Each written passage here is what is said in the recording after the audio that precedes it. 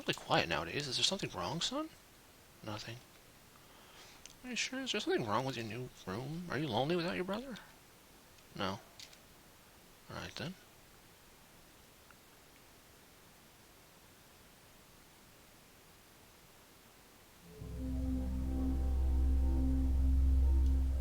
I woke gradually. The room was once again dark. My eyes adjusted and I could gradually make the walls out of the window, the doors and the shelf, and even to this day I shudder to think of it, for there was no noise, no rustling of the sheets, no movement at all. The room felt lifeless, yet not empty. The nightly visitor, that unwelcome, wheezing, hate-filled thing which terrorized me night after night, was not in the bottom bunk. It was in my bed. I opened my mouth to scream, but nothing came out. Utter terror had shaken the very sound from my voice. I lay motionless. If I could not scream, I did not want to let it know I was awake. I had not seen it yet. I could only feel it. It was obscured under my blanket. I could see its outline, and I could feel its presence, but I dared not look. The weight of it pressed down on top of me, a sensation I will never forget. When I say that hours passed, I do not exaggerate. Lying there motionless in the darkness, I was every bit as scared and frightened young boy. If it had been during the summer months, it would have been light by then. But the grasp of winter is long and unrelenting, and I knew it would be hours before sunrise. A sunrise which I yearned for. I was a timid child by nature, but I reached a breaking point. A moment where I could wait no more, where I could survive under this intimately deviant abomination no longer. Fear can sometimes wear you out, make you threadable, a shell of nerves leaving only the slightest trace of you behind. I had to get out of the bed, then I remembered. The crucifix. My hand still lay underneath the pillow, but it was empty. I slowly moved my wrist trying to find it, minimizing as best I could the sound and vibrations caused, but it could not be found. I'd either knocked it off the top bunk, or it had... I could not bear to think of it. It had been taken from my hand. Without the crucifix, I lost any sense of hope. Even at such a young age, you can be acutely aware of what death is and intensely frightened of it. I knew I was going to die in that bed if I lay there, dormant, passive, doing nothing. I had to leave that room behind, but how? Should I leave from the bed and hope that I make it to the door? What if it's fastened to me, or should I slowly slip out of the top bunk, hoping not to disturb my uncanny bedfellow? Realizing that it had not stirred when I removed, trying to find the crucifix, I began to have the strangest of thoughts.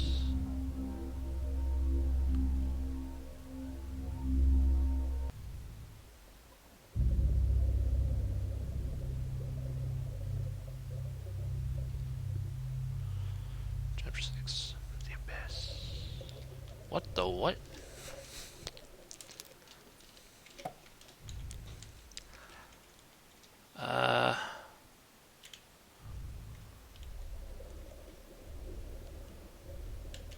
Hello, fishes. I could make a bad joke, but kids only 8.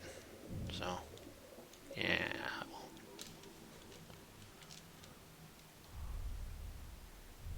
Do-do-do-do-do. Ah, dear dangle dongle. What is that? Kid, it is impressive you can hold your breath this long, but it is a dream, so, yeah, whatever.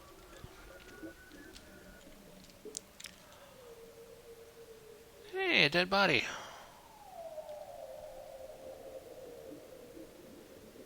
Drain water and remove... Oh, I have diving gear on? Yeah, sure. I'm sure this'll end splendidly.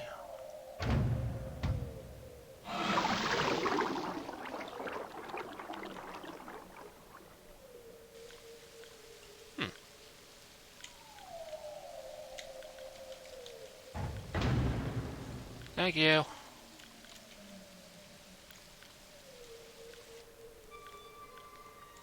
Under the sea. What?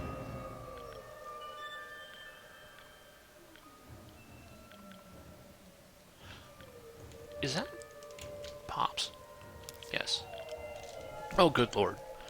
Captain Theodore Fielding, September 2nd, 2007. One of my biggest fears is deep water. Ironic when you consider the fact that I am now working on a mining station thousands of feet underwater in the Mariana Trench. I've always wondered why I was afraid and reached a simple conclusion. The true fear presented here is actually going down beneath the surface into the depths. It's a combination of all our most common fears. Fear the dark. When you're at the bottom of a body of water, you can't see anything. It's pitch black. Have you ever tried to swim as far down in a lake as you can? It gets really dark and cold really fast. About 10 feet down. But even that's nothing compared to the deepest point on the entire crust of the Earth.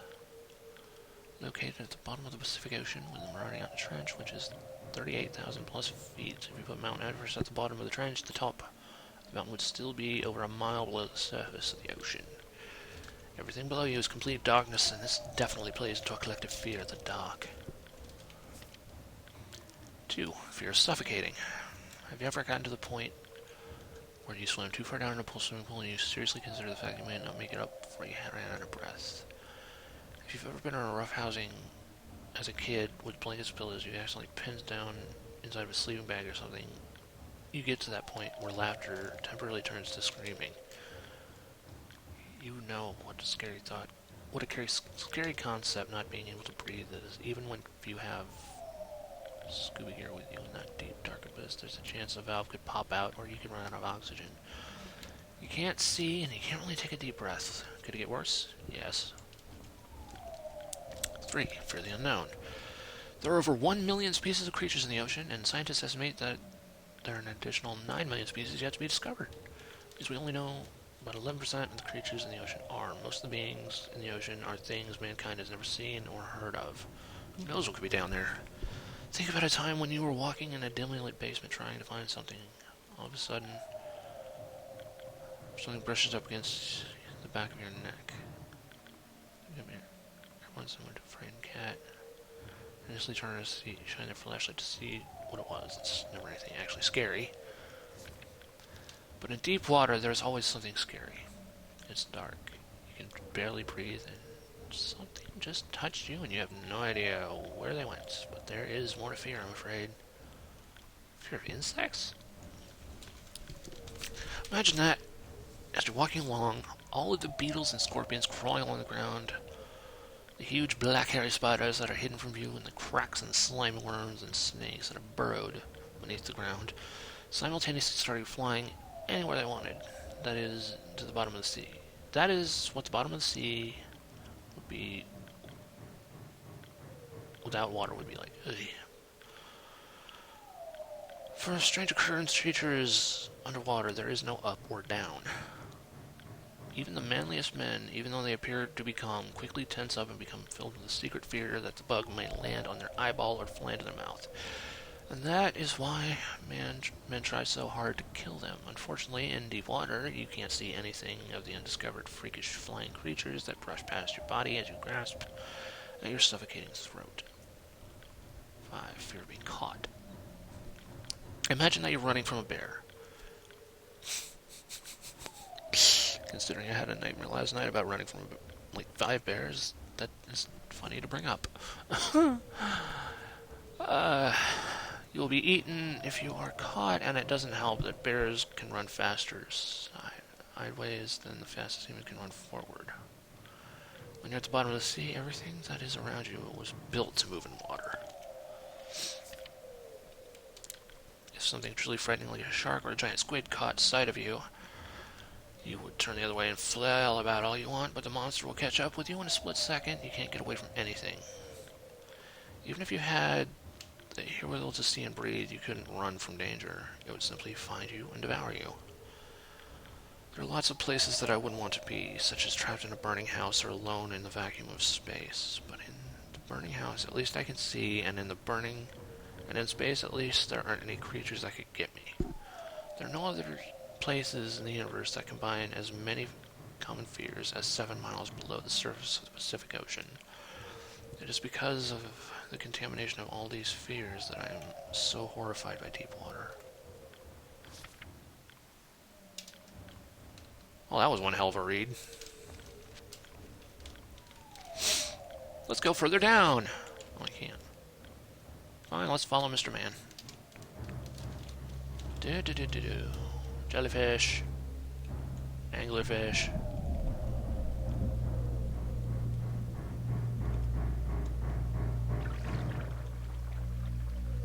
Gurgle.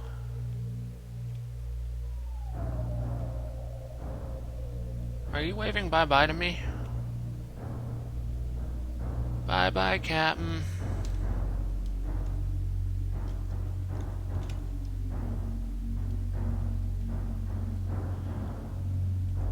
Well, Fear of Darkness is set now. Mini! What the hell's a graboid doing underwater? That's a new trick.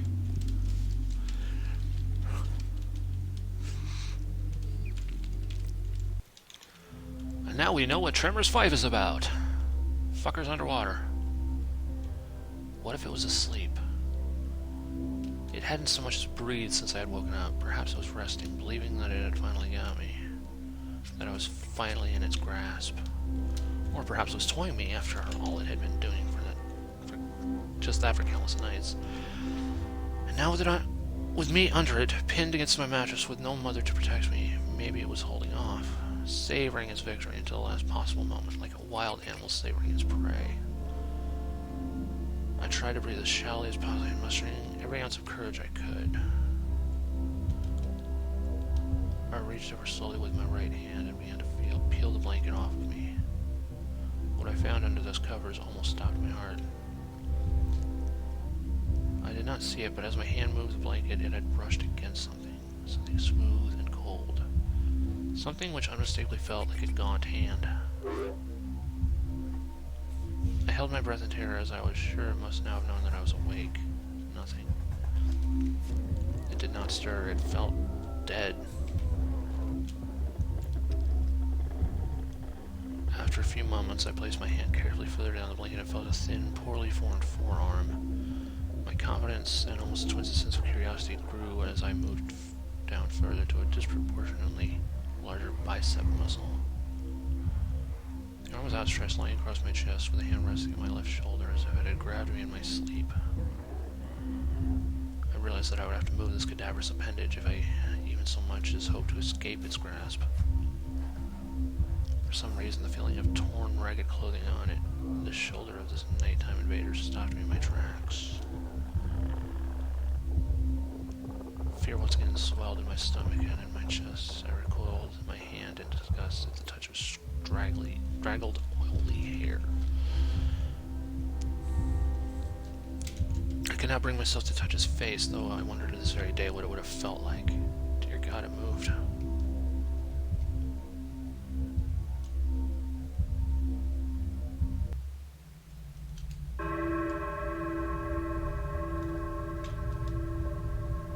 Hostia?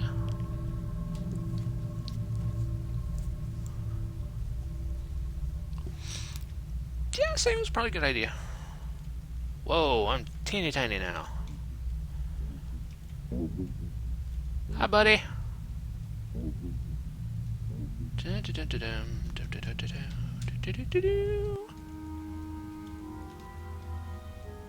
Yo.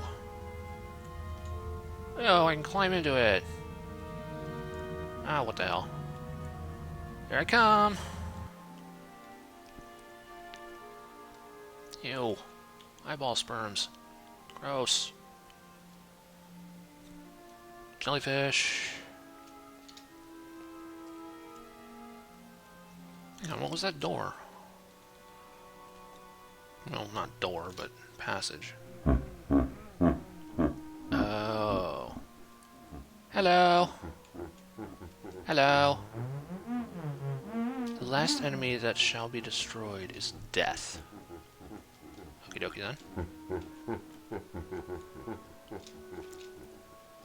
Yeah, fuck death up. Whatever you say, eyeball tentacle man. Hey, buddy. What's in this door? Whose room is this? What the fuck?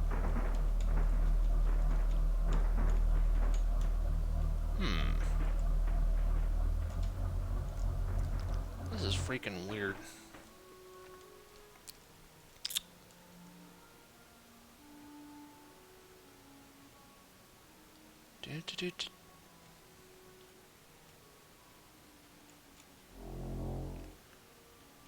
And having once chosen never to seek to return to the crossroads of that decision, for even if one chooses rightly, the choice cannot be unmade.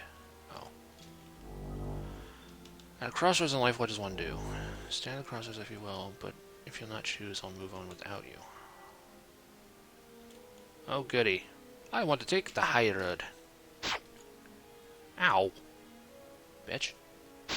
Well, fuck you too, then. You're made of bitch.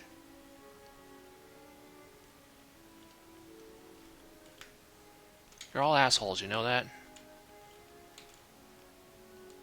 It's like the choice is being made for me, I guess. I can't do anything, the bitch won't move.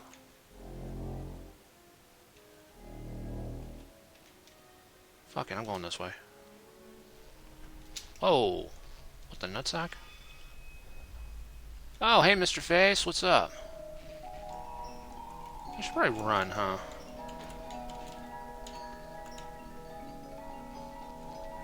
I don't think I can. What the fudge was that?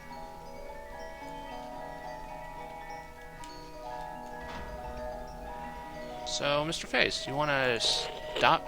Stop that!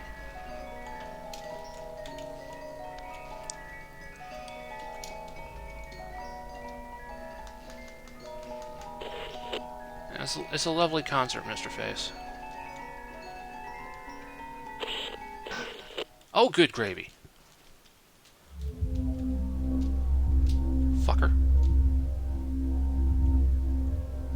It moved. It was subtle, but its grip on my shoulder and across my body strengthened. No tears came, but God, how I wanted to cry. As his hand and arm slowly coiled around me, my left leg brushed along the cool wall which the bed lay against. Of all that happened to me in this room, this was the strangest.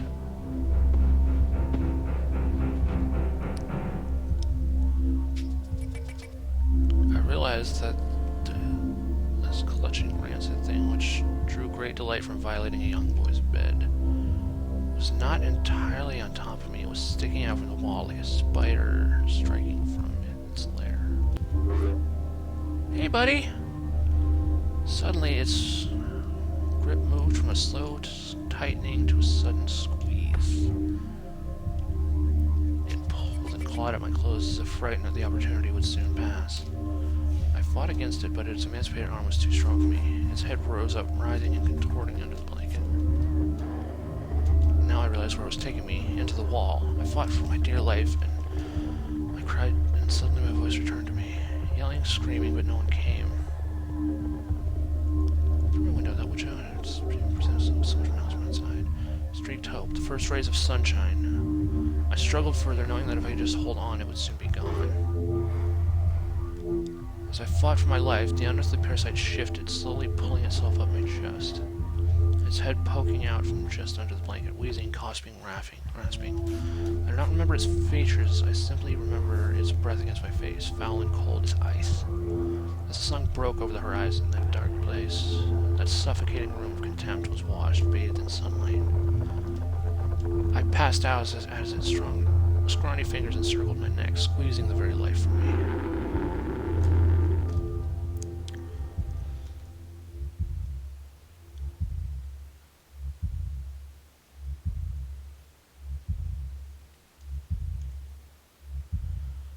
I awoke to my father offering me some breakfast, a wonderful sight indeed. I had survived the most horrible experience of my life, until then and now. I moved the bed away from the wall, leaving behind the furniture I believed would stop that thing from taking a bed.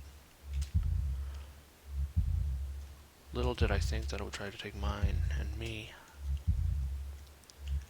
Weeks passed without incident, yet on one cold, frostbitten night I awoke to the sound of the furniture where the bunk beds used to be vibrating violently. I lay there sure I could hear a distant wheezing coming from deep within the wall, finally fading into the distance. The following year I was given a larger room on the other side of the house, and my parents took that room as their bedroom. They said they didn't need a large room, just one big enough for a bed and a few things. They lasted 10 days. We moved on the 11th.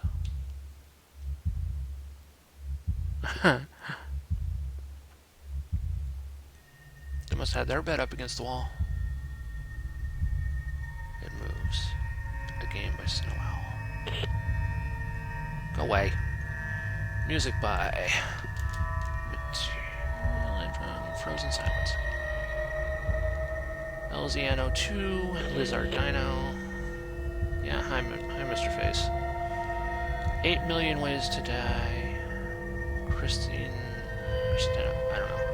Based on the story Bedtime by Michael Whitehouse.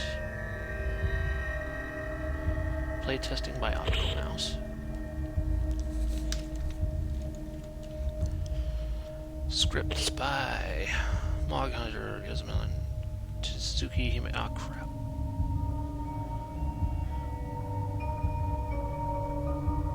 You gonna get me again? Yeah.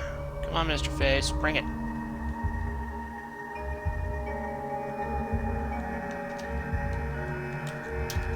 The end.